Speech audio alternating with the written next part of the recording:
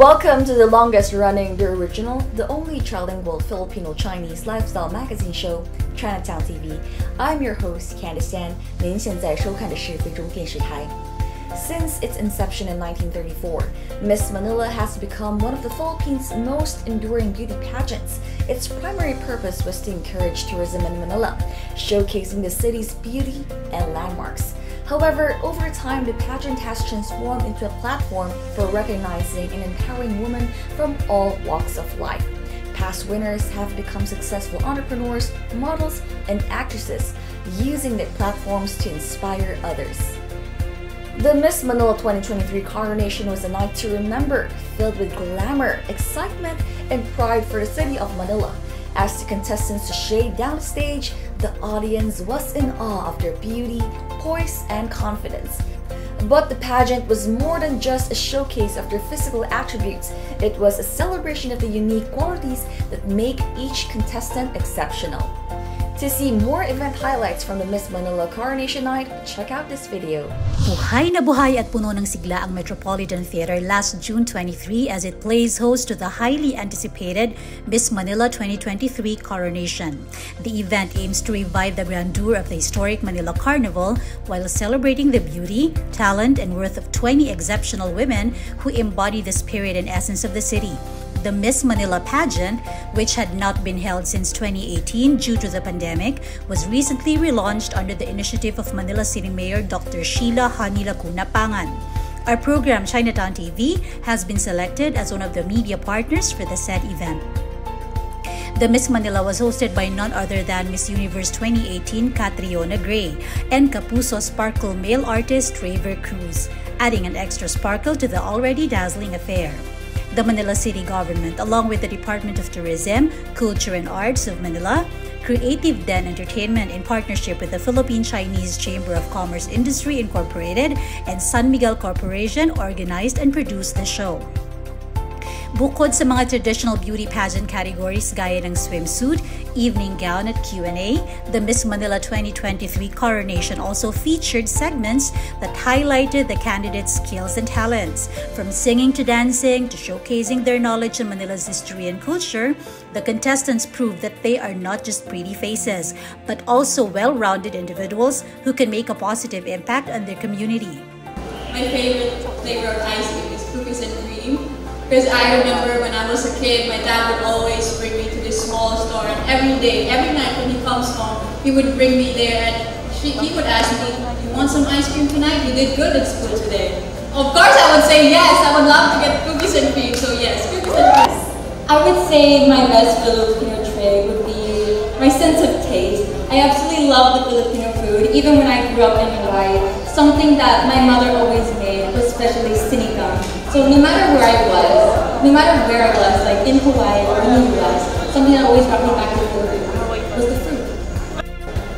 The most powerful color that I can think of is color blue, Manila blue. And I've painted several things, but most of my subjects were normally from the skies to the oceans. And I believe that with that, as God's creation, it's a very powerful thing. So I would pick blue. I would pick my sister-in-law because she is a swimmer and she has competed so many times. And aside from that, she is one of my biggest inspirations. She's actually a teacher right now. She's also a lawyer, and also that is something that I would love to do. Writer from UP Manila, crowned as Miss Manila 2023. I know that I am ready for this role. I know I prepared for it, not just to wear the crown, but to be an effective ambassador of the city. My favorite subject is maternal and child. I'm an advocate for not just health, but also for women's health. And I believe women are great. They have transformative powers. They can turn our houses into a home. I think it's not a purchase, it's actually a charity project.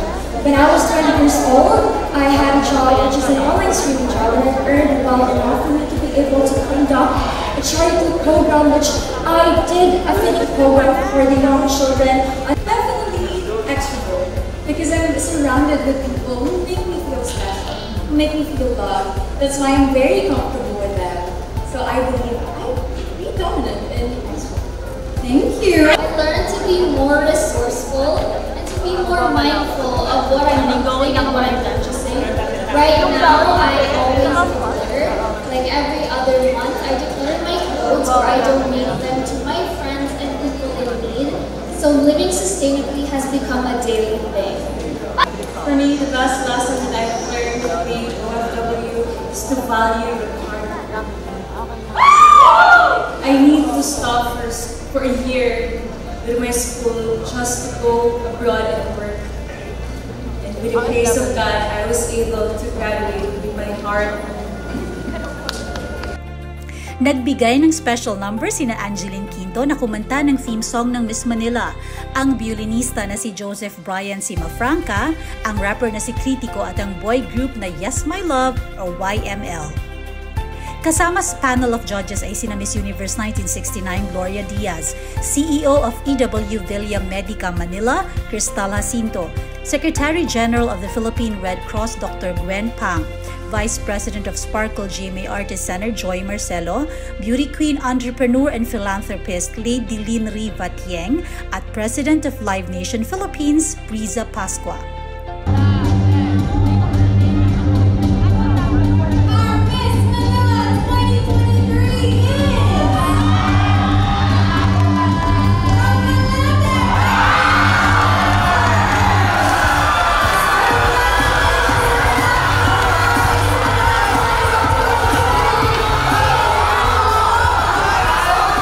Gabrielle Lancer of Malate was crowned Miss Manila 2023. Meanwhile, Angela Ocol of Paco won the Miss Manila Tourism title, while Ana Caris de Mesa of Santa Mesa was crowned Miss Manila Charity. Carrie Nicole Pizio of Pureza Santa Mesa was named first runner-up, and Francine Tajanlangit of Ross Boulevard was named second runner-up.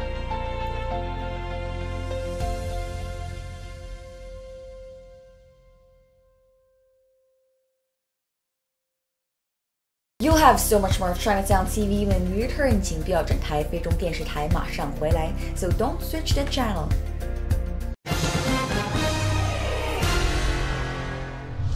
The 𝗟𝗶𝗲𝗃 Chinese Musical Association held a celebration of its 203rd founding anniversary and the officers' induction ceremony.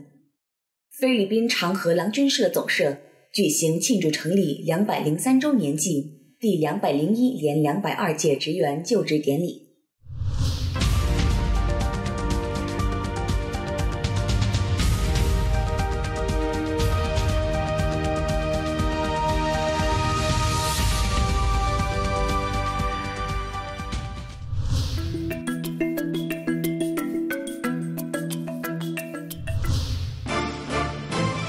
2023年6月21号晚，菲律宾长河郎君社总社假作东海皇宫酒家隆重举行庆祝成立203周年暨第201连202届职员就职典礼，非华友好团体嘉宾代表等应邀出席典礼仪式。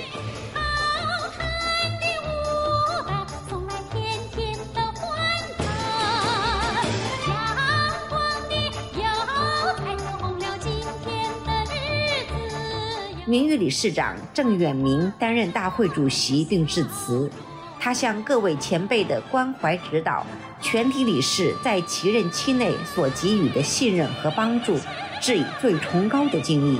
相信在新届理事长林经颖的带领下，全体理事的通力合作，不断拓展会务，长河郎君社一定会写出更加辉煌灿烂的新篇章。总社指导员蔡长玉担任监事员，见证印信移交并训会。他表示，在林经颖理事长的带领下，在全体理监事的精诚合作下，一定会把男音事业继续发扬光大，再创辉煌。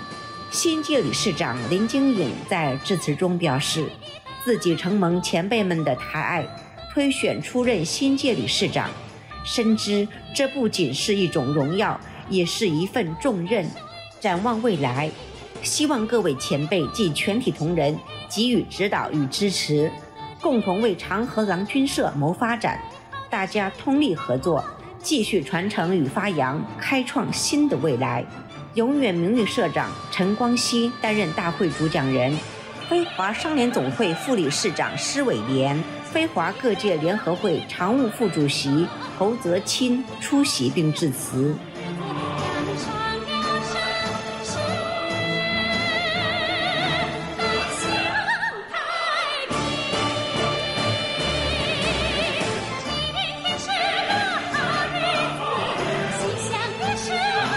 执行副理事长𝗵小伟致谢词，副理事长伍代顺介绍主讲人，秘书长𝗍华𝗲宣布大会开始。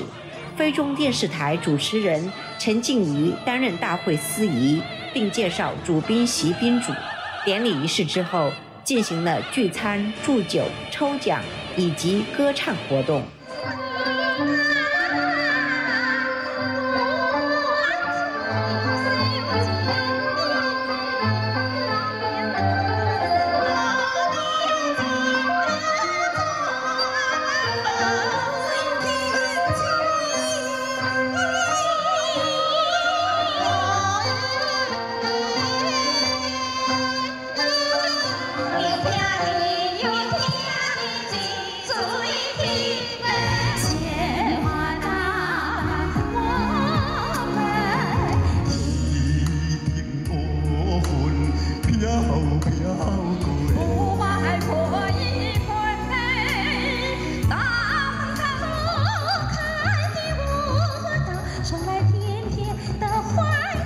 Chinatown News 非中新闻台综合报道。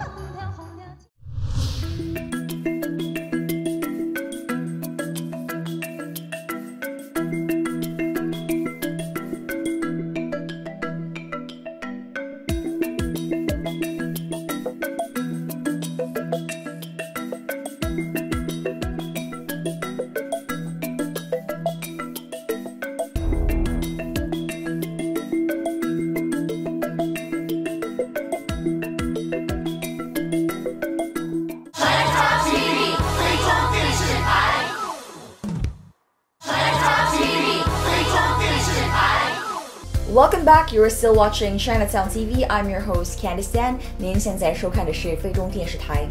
Marriott's signature event, Marry Me at Marriott, has finally made a comeback after 3 years, and it's the Infinite Moments edition. This year's theme is all about the number 8, which signifies infinity and is a powerful symbol of eternity.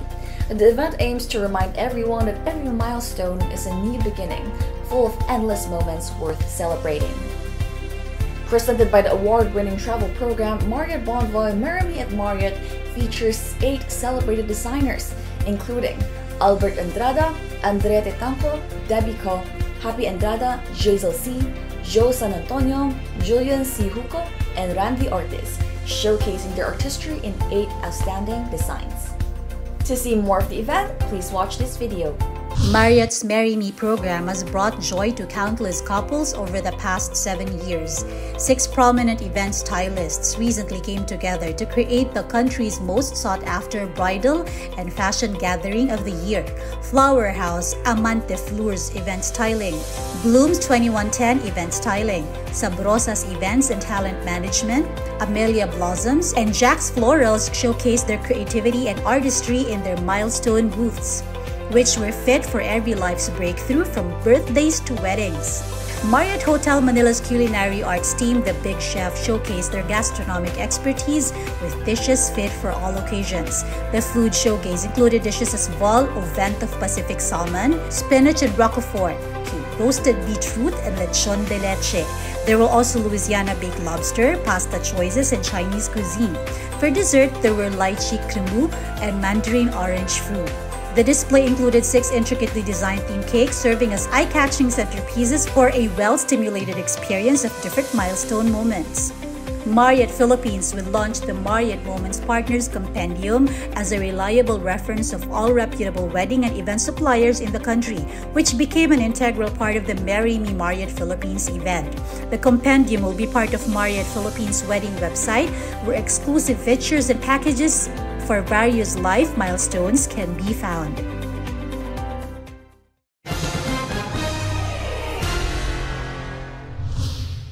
The Philippine Chinese General Association Incorporated held a celebration of its 84th founding anniversary and new officers induction ceremony. 菲律宾餐馆总商会举行庆祝成立84周年暨第84联85届理监事就职典礼。2023年6月21号晚，菲律宾餐馆总商会假作世纪海鲜酒家隆重举行庆祝成立84周年及第84联85届理监事就职典礼，非华友好团体嘉宾代表等应邀出席典礼仪式。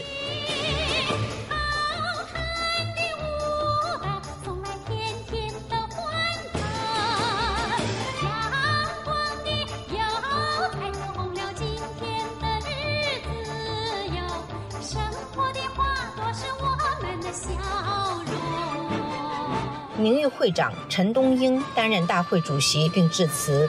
他表示，在其4年任期内，感谢同仁们对商会的发展尽心尽力，以及社会贤达的支持和帮助。相信在新届会长王旭生的带领下，大家一起为餐馆行业的发展做出更大努力。餐馆总商会的明天一定会取得更大的进步和新的成就。非华商联总会理事长施东方博士担任监事员，见证印信移交并训会。新届会长王旭生在致辞中表示，感谢各位领导和同仁对他的支持和帮助。餐馆总商会将继续秉承服务、合作、创新发展的宗旨，积极为餐馆业探索新的发展模式，推动创新发展。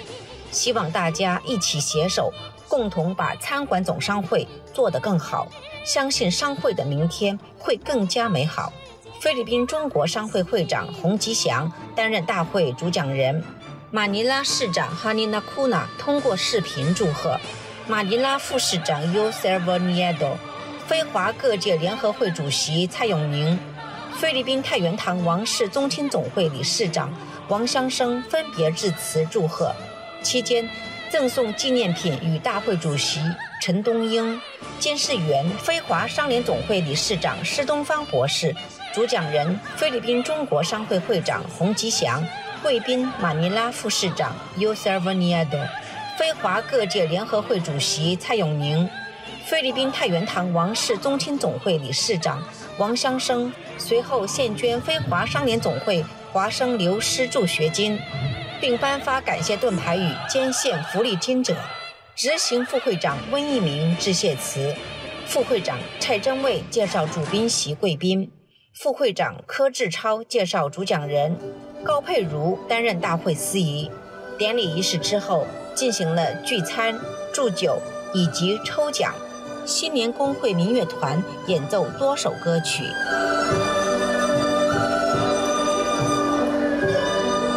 Chinatown News 非中新闻台综合报道。The Philippine Fujian General Business Association held a charity event. 菲律宾福建总商会举行大型献爱心济贫活动。为庆祝菲律宾第125个独立节暨第22届非中友谊日，同时鉴于疫情3年，民众生活艰辛，菲律宾福建总商会于2023年6月12号上午假作华人区花园口向马尼拉华人区附近居民分发1000包大米。当天早上9点，细雨绵绵，华人区附近居民穿戴雨具前往排队等候。附近几个苗龙雅主席与官员也早早前往帮忙维持秩序。总商会同仁与妇女组成员们一起帮忙拆包，堆叠在雨棚里。吴清泉会长与同仁们进行分发，民众接过大米都很开心。总商会同仁与受惠民众互道独立节快乐，民众感谢之声不绝。吴清泉会长感谢几位苗龙雅主席与警局警员们的帮忙。Chinatown News 非中新闻台综合报道。Chinatown TV 非中电视台。Chinatown TV 非中电视台。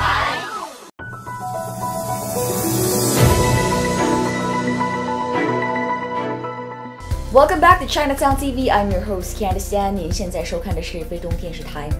China's rich cultural heritage spans over 5,000 years at sinasabing isa ito sa pinakamatanda and complex cultures in the world. With its unique customs, traditions, and practices, China has a lot to offer to those who are interested in exploring its fascinating culture. As we delve into the vast and diverse culture of China, ating kikilalanin ang kanilang mayamang kultura na nagpasalin-salin na sa mga henerasyon. From traditional Chinese medicine to the art of calligraphy, there is much to explore and learn about. Join us on our journey to uncover these fascinating aspects of Chinese culture and more as we delve deeper into the wonders of this ancient and diverse civilization. 𝗉子, a traditional Chinese festival food, has long been a topic of debate among Northerners and Southerners when it comes to preferred flavors. In our first video, we delve into the local preferences for 𝗉子and explore the possibilities of adapting seasonal foods to be sold year-round. Watch as we showcase a transformation of this classic dish into a modern and innovative dessert perfect for afternoon tea.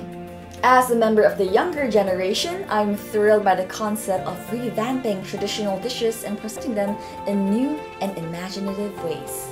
Sweet or savory? The debate over the preferred flavors for 𝗉子in China has been ongoing, with people from the north and south have differing opinions. As a northerner in Shanghai, I'm curious to know what locals choose for their 𝗉子options. 上海人的口味就喜欢 Shanghai's local residents are crazy about traditional and authentic flavors, particularly 𝗉子with meat and egg yolk, which have been our best sellers for more than a decade. 叔叔，咱们您平时每年都会来这儿买吗？对，每年买。 As it is a time-honored brand, so I trust its quality and flavor completely. Their classic flavors are exceptionally delicious. You won't be able to get any after 9 a.m. While traditional flavors still dominate the market, more and more businesses are exploring innovative options. Just a few days before the Dragon Boat Festival, I noticed that 𝗍𝗲's rice dumpling is trending all over social media. And now let's head to 𝗍𝗲 to take a closer look.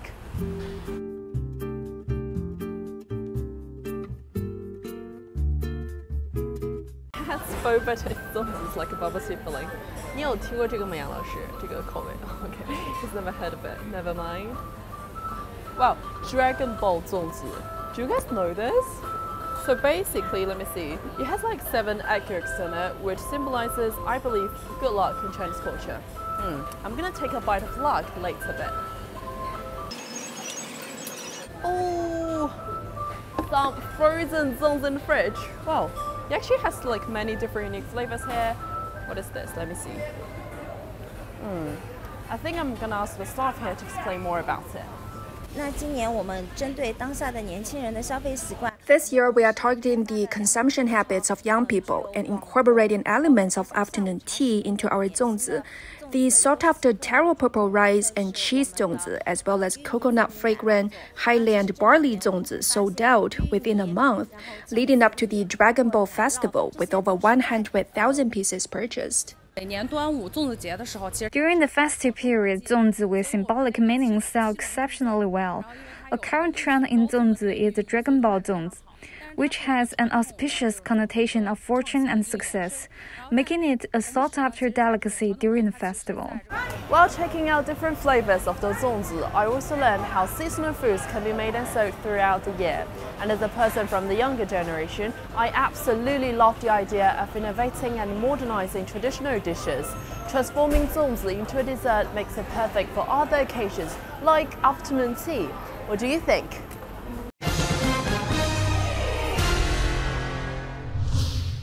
The Philippine Study Association held a celebration of its 32nd founding anniversary and new officers induction ceremony. 菲律宾射电同乡会举行庆祝成立32周年暨第14、15、16届职员就职典礼。2023年6月24号晚，菲律宾射电同乡会假作世纪海鲜酒家隆重举行庆祝成立32周年暨第14、15、16届职员就职典礼，非华友好团体嘉宾等应邀出席典礼仪式。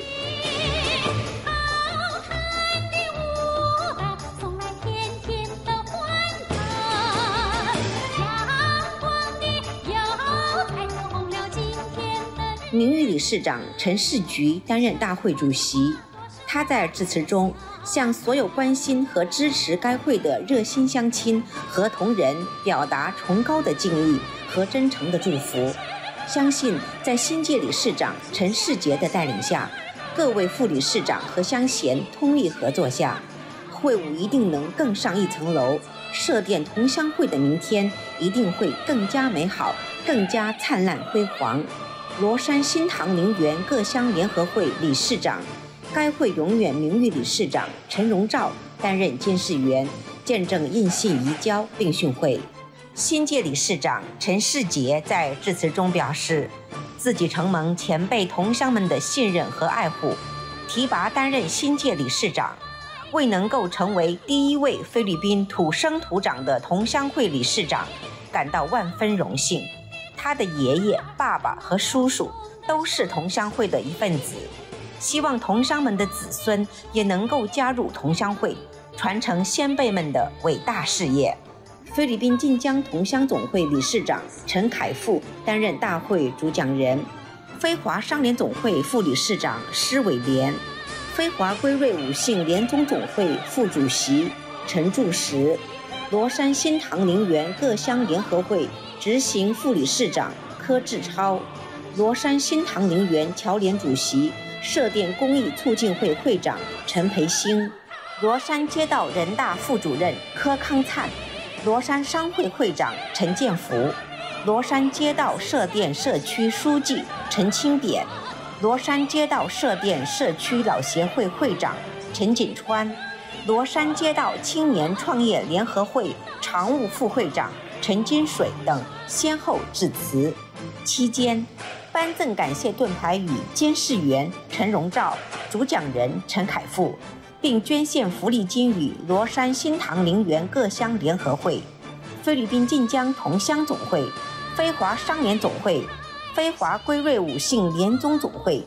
接下来，该会分别与罗山街道办事处、罗山新塘陵园侨联、罗山商会、罗山街道社电社区、罗山街道社电社区老协会、罗山街道青年创业联合会、香港渔港社电同乡会、晋江市罗山街道社电社区公益事业促进会互赠纪念盾牌。执行副理事长陈清发致谢词，副理事长陈清丹介绍主宾席宾主，副理事长陈松林介绍主讲人，非中电视台主持人陈静怡担任大会司仪。典礼仪式之后，进行了聚餐、祝酒、抽奖以及歌唱节目表演。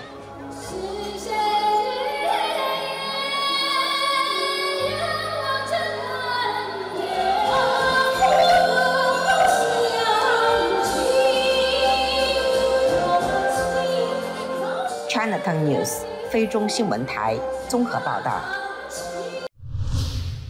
The Philippine Luoshan Shintang Lingyuan Association held a celebration of its 28th founding anniversary and new officers induction ceremony. 菲律宾晋江市罗山新塘陵园联合会举行庆祝成立28周年暨新届职员就职典礼。2023年6月25号晚，菲律宾晋江市罗山新塘陵园联合会暨总商会甲座金海湾海鲜大酒楼隆重举行庆祝成立28周年暨第15届理监事会暨第4届商会及第5届青年组职员就职典礼，非华友好团体嘉宾等应邀出席典礼仪式。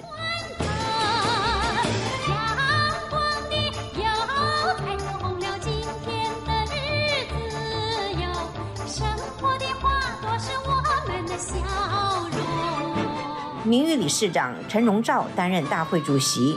他在致辞中表示，他就任理事长的2年期间，适逢疫情肆虐，该会全体理监事同心协力，发扬同舟共济、互帮互助的精神，共同克服困难，战胜疫情带来的困境。各位乡贤积极奉献爱心，募捐善款，竭力为家乡奉献一点爱心。菲律宾晋江同乡总会理事长𝗃𝗃𝗲𝗲担任监事员，见证印信移交并训会。新届理事长柯志超致辞表示，菲律宾是本地华侨华人的居住国，也是第二故乡。参加菲律宾的建设，助力经济繁荣，亦是华人华侨的责任。希望全体理监事乡亲们同心协力，拓展会务。相信在全体乡贤的同心协力帮助支持下，会务将继往开来，再谱新篇。新届理事长𝗂𝗵𝗃担任青年组职员就职监事员，非华商联总会副理事长𝗵𝗿𝗲 担任大会主讲人，菲律宾中国商会总会会长𝗳𝗵𝗃做专题主讲，非华各界联合会主席蔡永明，旅非各校友会联合会主席林树彻，非华归瑞武信联总总会副主席陈柱石，家乡庆贺团团长晋江市新塘街道办事处副主任吴建军，罗山新塘陵园侨联主席陈培兴，晋江市罗山商会会长陈建福等先后致辞。期间，颁赠纪念盾牌与名誉理事长吴修群、大会主席陈荣照、监事员陈凯富、主讲人𝗵𝗿𝗲，专题主讲人洪吉祥。然后，新届理事长𝗂𝗵𝗃个人献捐福利金与多个社团。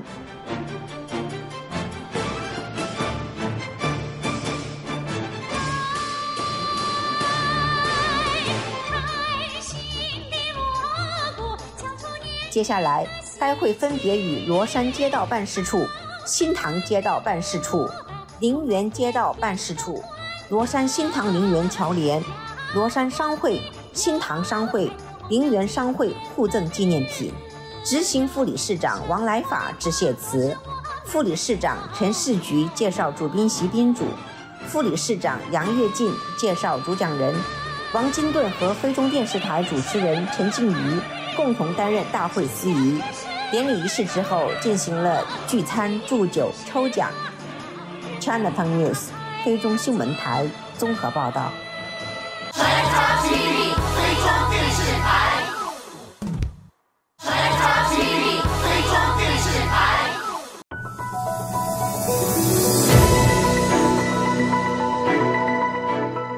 Sa 2,000 taong kasaysayan ng dragon boat races ay nananatiling tanyag pa rin sa bansang China below the Yangtze.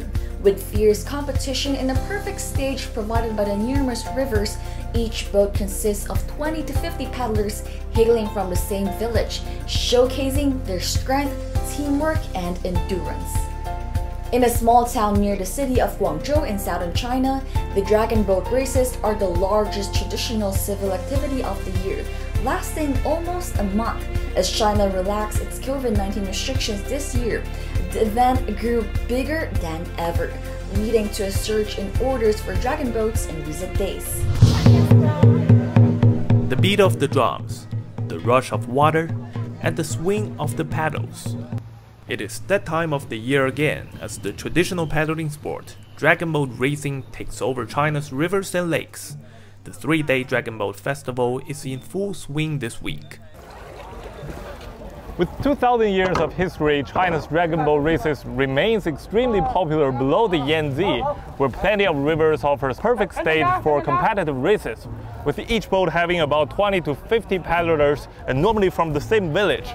Rowers here join forces together to demonstrate their robust teamwork, strength, and endurance. In the place where I'm in, a small town near southern China's city Guangzhou, the Dragon Boat races is the biggest traditional civil activity in the year, lasting for nearly a month. And this year, as China relaxed its COVID-19 restrictions, the event is larger than ever. Thus, orders for dragon boats have seen a boom in recent days. We received quite a lot of orders this year. The first orders came in during the second month of the lunar calendar, and orders now total over 20 dragon boats. We basically had to work overtime every night. The craftsmanship of dragon boat making is considered a cultural heritage, with older people being the majority of workers. From cut to polish, each boat would take at least a week to make. In another traditional shipyard in Zhongtang town, this year's dragon boat frenzy has forced the half-a-century-old manufacturing base to turn down some orders. This year we have so many orders. I received orders for 9. I wouldn't dare to take on more when there are too many orders because I won't be able to manage them. We are already working 11 to 12 hours every day with barely any time to rest. The boat itself is now the only business opportunity from the races. Uniforms, firecrackers, and even local delicacies contribute to the consumption derived from the event. Nowadays, the dragon boat racing has gone far beyond being just a competition. It gives people who work in cities away from their hometowns a great reason to come back. Some paddlers here told me they applied a couple of days off just to participate in the games, and more importantly, paddle together for their hometowns.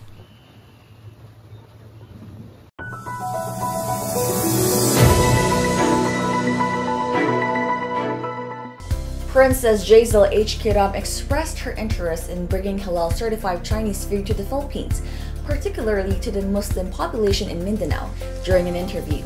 She had the opportunity to try halal foods such as siomai, 𝗟𝗶𝗸𝗲, and hagao when she visited Weimingje or Muslim Street in Guangdong. Mapapanood din sa video ang pagbisita ni Princess 𝗟𝗲𝗄𝗲 sa mausoleum of the first emperor of China, Yingzheng, also known as Qin Shi Huang, where she saw thousands of terracotta warriors. She described Xi'an's climate and city as beautiful, akin to Baguio.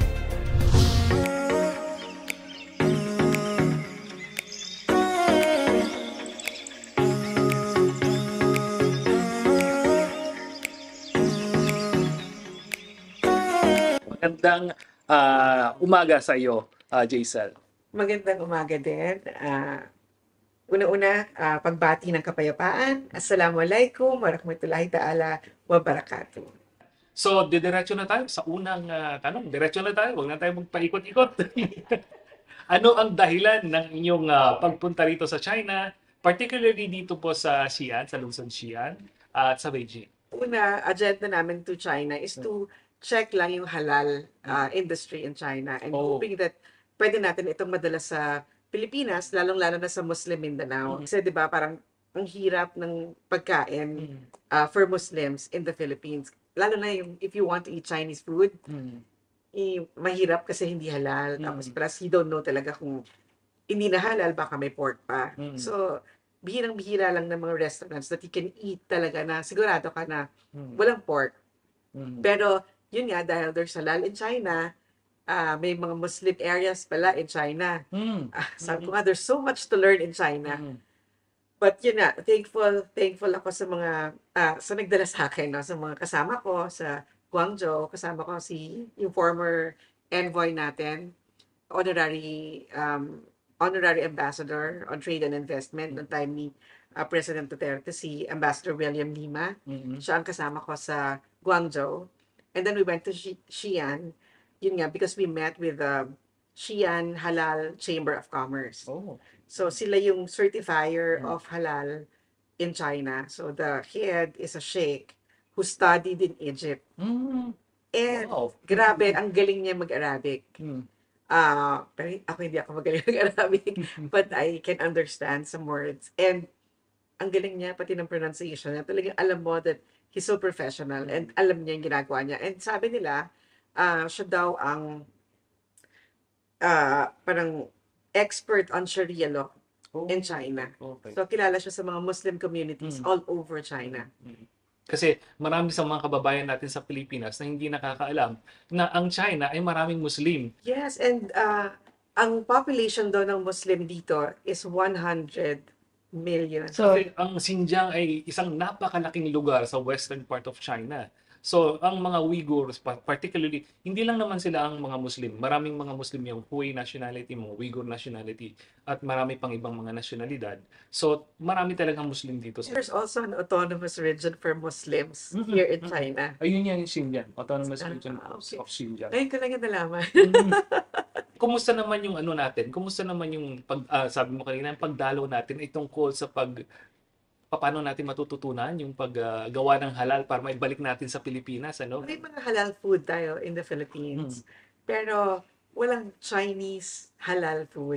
Ayun. Which, alam naman natin mga Pilipino, kahit mga Muslims in the Philippines, marami na may gusto ng Chinese Siyempre, food. sino ba namang ayaw ng Chinese? Sabi ko nga, hindi ko makalimutan yung breakfast ko in that building.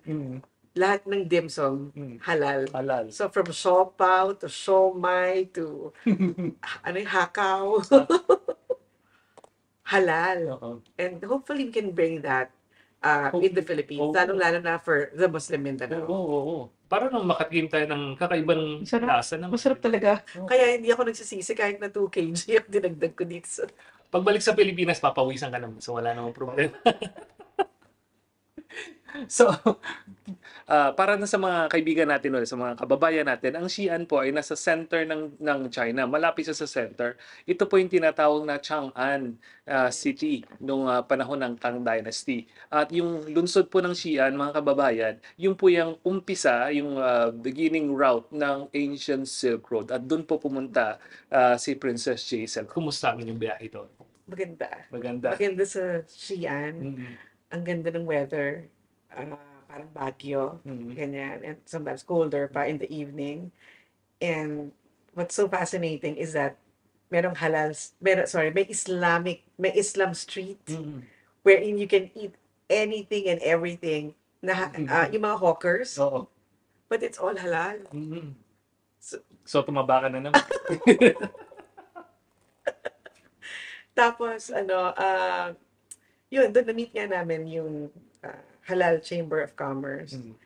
And nag-side trip din kami sa pinaka-famous in Xi'an with na tourist site, which is the Terracotta.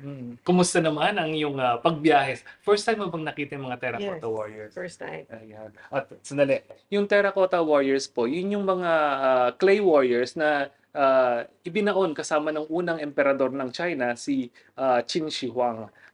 Si Qin Shi Huang po, ang founder ng Qin Dynasty, siya po yung first unifier ng China. Nung namatay siya, nagpagawa siya ng malaking mausoleo at nilagay niya roon lahat ng mga terracotta warriors niya para bantayan yung kanyang punton. Yun. So balik tayo. Terracotta Warriors. I was in awe when I heard the story na I forgot what dynasty was that, pero pag namatay ang emperor or yung king, kasama lahat nililibing with him. Lahat ng ari-arian niya, possessions niya. At kasama ang asawa. Yung mga asawa daw, they bury themselves alive. Parang gano'n na. So, masama sila dun sa king. Kasi their belief, kasi afterlife, parang sila na rin yung support group or ng king. Saka yung promise of undying love dun sa kanyang asawa. Gano'n. Grabe na. Gano'n sila ka-dedicated dun sa asawa. And nakaka, parang impressive yung kwento that I don't know sino ba yung emperor that was able to unite the 7 kingdoms. Siya yun, si Qin Shi Huang. Qin Shi Huang. Para ma-rebuild, para magawa yung mga terracotta warriors na yun. Siya yun. Siya rin yung nagpaumpisa, isa sa mga nagpaumpisa ng Great Wall. Kasi parang 6,000 daw yung terracotta warriors. So, ginawa yan ng 7 kingdoms.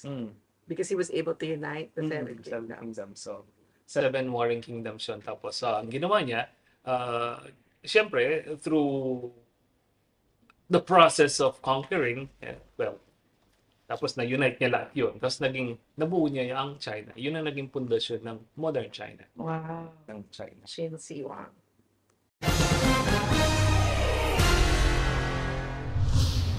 In a remarkable endeavor to strengthen international ties and promote the allure of their respective destinations, Filipino and Chinese companies have joined forces to launch a groundbreaking tourism cooperation initiative. This historic alliance aims to create extraordinary opportunities for travelers and open doors to cultural exchange. Chinese Premier Li Chang took the stage today, delivering a powerful speech that exuded confidence in China's economic growth. He expressed China's determination to achieve this year's growth target of approximately 5% despite global challenges. In a significant move, the Chinese Foreign Ministry has released a statement on its official website, affirming China's unwavering backing for Russia in maintaining national stability and achieving development and prosperity. In a strong and unequivocal statement, the Chinese Foreign Ministry has expressed its condemnation of the charges leveled by the United States against Chinese citizens and companies. These charges pertain to the alleged production, distribution, and sale of precursor chemicals used in the manufacturing of fentanyl, a potent synthetic opioid. Our next story for tonight takes us to Japan, where the controversial decision to release radioactive wastewater from the disabled Fukushima Daiichi nuclear power plant into the Pacific Ocean has sparked a wave of opposition and global concerns.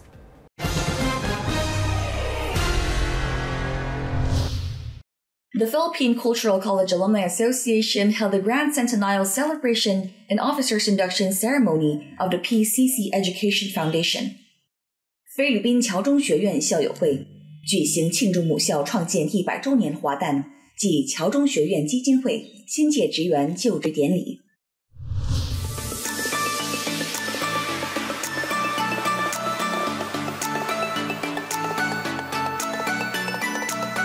2023年6月25号，菲律宾侨中学院校友会假作菲律宾国际会议中心盛大庆祝母校创建100周年华诞，并隆重举行侨中学院基金会新届职员就职典礼。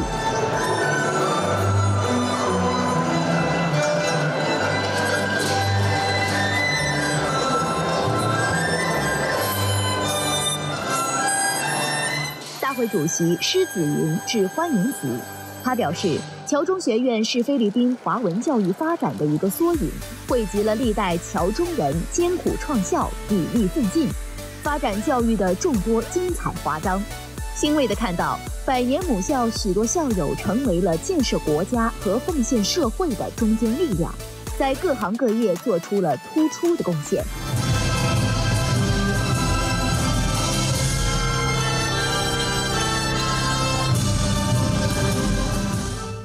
随后举行教育基金会新届职员就职典礼，校董会董事长𝗺𝗿𝗲担任监事员，见证印信、移交并训勉。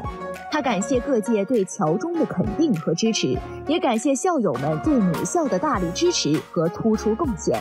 基金会新任董事长李丽芬在发表就职演讲时，表达了对学校100年发展的赞美和对基金会未来的期许。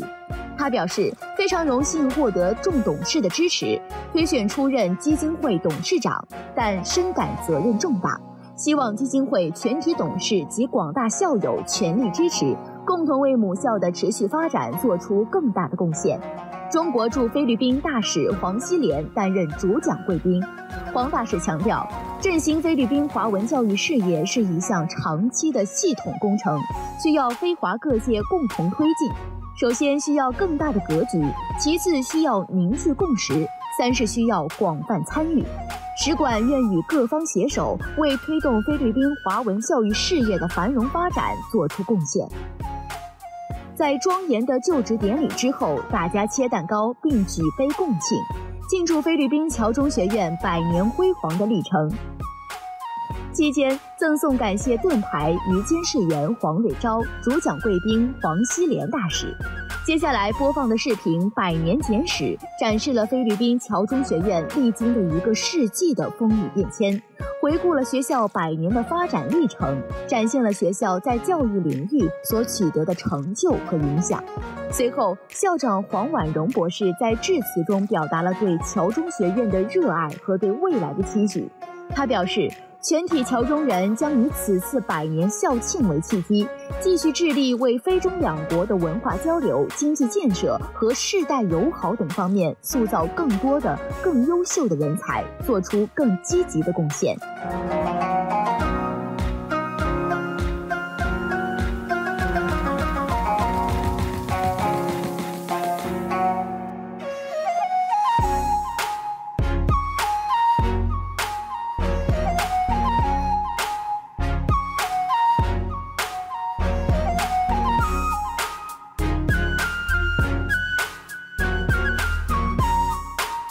非华商联总会副理事长𝗍𝗿𝗲、非华各界联合会主席蔡永宁和菲律宾中国商会副会长郑伟煌等贵宾先后上台致辞，表达了对学校的祝贺和支持。教育基金会总理施永妙向大家呈现了基金会的年度报告。校友会副理事长𝗃𝗍𝗲致谢词，副理事长施德锦介绍主宾席贵宾，副理事长陈祖从介绍主讲贵宾，施桂林校友和𝗍𝗵𝗲𝗲校友担任庆典主持人。最后，文艺节目精彩纷呈，引发了现场观众的阵阵喝彩和掌声。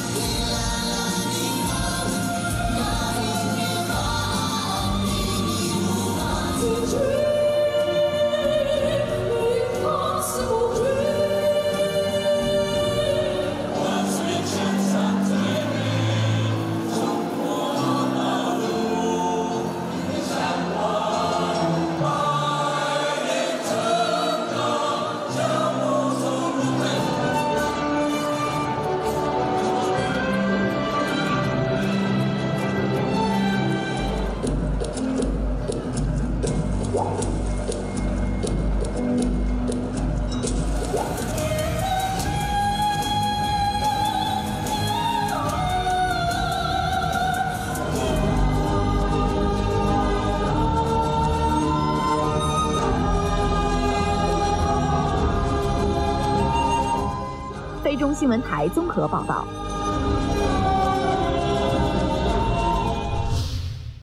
The Philippine Jiangxi General Chamber of Commerce held the Grand Boat Festival celebration. 菲律宾江西总商会举行端午节联欢活动。浓浓粽叶香，暖暖端午情。为庆祝1年1度的中国传统节日端午节，6月18号星期日，菲律宾江西总商会甲座江西大酒店隆重举行庆端午、包粽子及参叙联欢活动。来自商会的100多位理事同仁携家眷参加了当天活动。联欢会由秘书长𝗵𝗨新主持。下午3时许，商会同仁陆续来到江西大酒店，看到早已准备好的干净的粽叶、美味的卤肉、金黄的蛋黄，还有浸泡好的糯米。妇女组成员开始进行包粽子比赛，现场洋溢着浓浓的节日气氛。7时许，联欢活动正式开始。许俊华会长首先向出席联欢活动的全体乡亲致以诚挚的节日问候。他说，端午节是中国最重要的民间传统节日之一。对于身在海外的江西老乡来说，菲律宾江西总商会是每个在菲江西人共同的家。各位在菲乡贤就是大家最亲的亲人。江西商会成立8个多月以来，全体理事乡亲同心协力，无私奉献，积极开展各项活动，取得可喜的成绩。如今有了自己的会所，这是全体同仁共同努力奋斗得来的成果。希望大家积极为后疫情时代的会务发展出谋献策，为在菲干商共创共赢探索方向，凝聚力量。执行副会长万维、常务副会长𝗍𝗵𝗲、郑明信、吴京等多位领导也先后上台发言，向大家致以节日问候，对商会成立以来所开展的工作和取得的成绩表示充分肯定，并对商会以后的发展前景规划出宏伟的蓝图。联欢会准备卡拉 OK 供大家自娱自乐，许俊华会长特意准备红包奖励参与包粽子的妇女组成员。近3个小时的联欢活动在欢快温馨的气氛中圆满结束。非中新闻台综合报道。心若倦了，泪也干了，这份深情难舍难了，曾经拥有天荒地老，已不见你，默默与朝朝，这一份情永远难了，愿来生还能再度拥抱。爱一个人，如何厮守到老？怎样面对一切？我不知道。回忆过去，痛苦的相思忘不了，为何你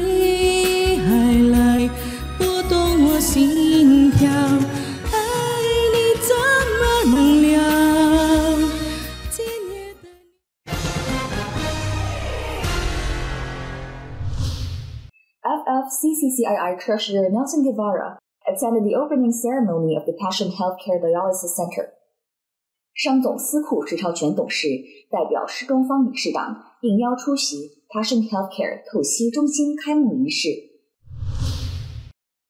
由 Ascenso Manileño 集团创办的 Passion Healthcare 透析中心于6月13日下午4点，在马尼拉第3区众议员 𝗵𝗲𝗲 主持下举行开幕仪式。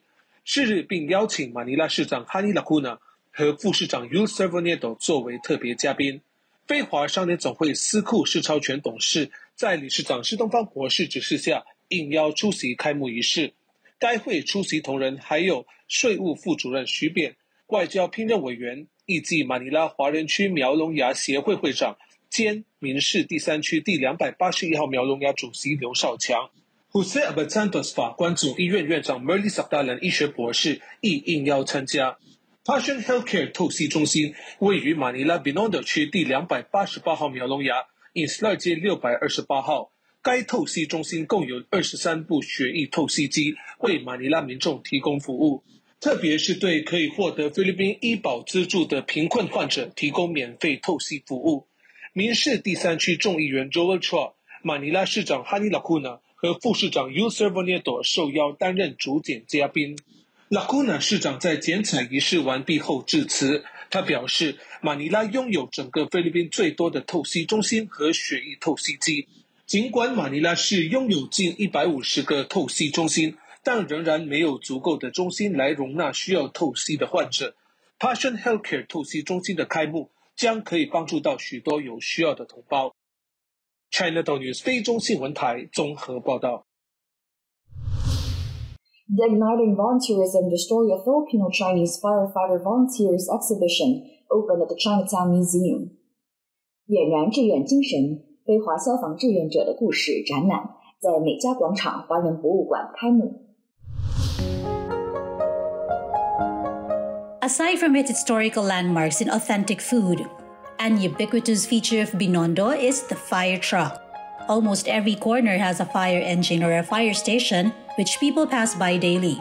No other district in Manila has a larger concentration of fire trucks than Binondo. These fire trucks and firefighters can be seen bolting into action as soon as sirens are alive. More than 10 firefighter organizations, most of them volunteers, are ready to respond whenever and wherever help is needed. They are an integral part of the Binondo community, which makes Manila Chinatown all the more unique. It is important to value and feature this spirit of volunteerism that sprung out of a genuine desire to help for many people to learn from. The Igniting Volunteerism, the story of Filipino-Chinese firefighter volunteers, is Chinatown Museum's latest exhibition, featuring the emergence of volunteerism and heroism of the volunteer firefighters who risk their lives for fellow citizens in Binondo and even beyond. This exhibition was made possible in partnership with the Divisoria Filipino-Chinese Volunteer Firefighter Association Incorporated and the Federation of Filipino-Chinese Chamber of Commerce and Industry Incorporated, and will be in the museum from June 23, 2023 until the end of the year. Chinatown Museum hopes that the exhibit will serve as a homage to all volunteer firefighters and to acknowledge their services to the Filipino people.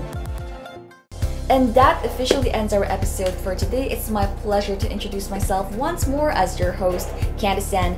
Thank you so much for tuning in. I sincerely hope you enjoy what you've seen. Be sure to catch the next episode of Chinatown TV next week for more exciting content. See you next week. 下个星期再见。